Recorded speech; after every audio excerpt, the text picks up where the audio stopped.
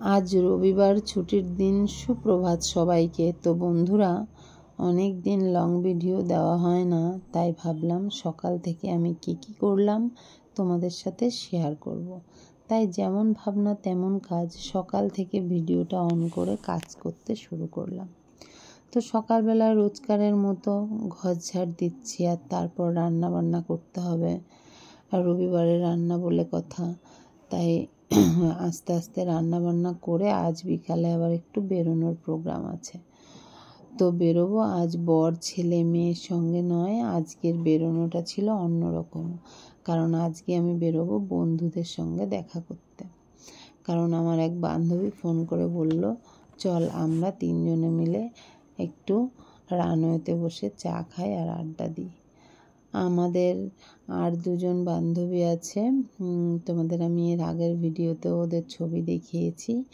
তো আমরা 3 জন একসঙ্গে কলেজে পড়তাম, আর আমাদের 3 জনের খুবই মনের মিল। তো যাই হোক, আমরা 3 জন এক জায়গায় হলে খুবই মজা হয়। তো সেই কারণে আমি বললাম হ্যাঁ আমিও যাব, আর তাড়াতাড়ি রেডি হতে চলে আসলাম।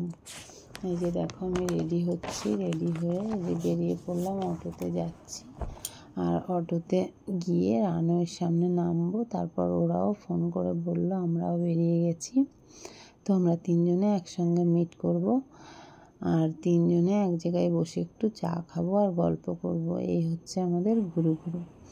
তো অলরেডি আমরা 2 জন এসে পৌঁছালাম, আর একজন বাকি আছে, ওকেও ফোন করছিলাম, ও বলল আমিও এসে গেছি।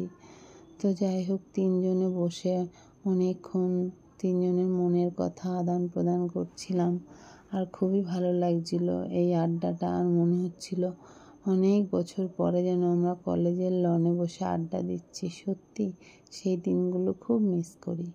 তো যাই হোক, অত শত ভেবে লাভ নেই, যেটা হয়ে গেছে সেটা তো আর ফিরে আসে না। সময়ের সঙ্গে সঙ্গে সব কিছুরই পরিবর্তন হয়।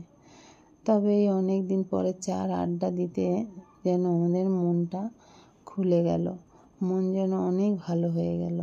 কিন্তু এবার বিদায়ের পালা বন্ধু, কারণ বাড়িতে ছেলে মেয়ে রেখে এসেছি, তাই তাড়াতাড়ি বাড়ি ফিরতে হবে। তাই বন্ধুদের টাটা করে অটোতে উঠে পড়লাম, আর অটোতে উঠে আমি বাড়ি চলে আসলাম। আর এই দেখো বাড়ি অলরেডি এসে ড্রেস চেঞ্জ করে নিয়েছি।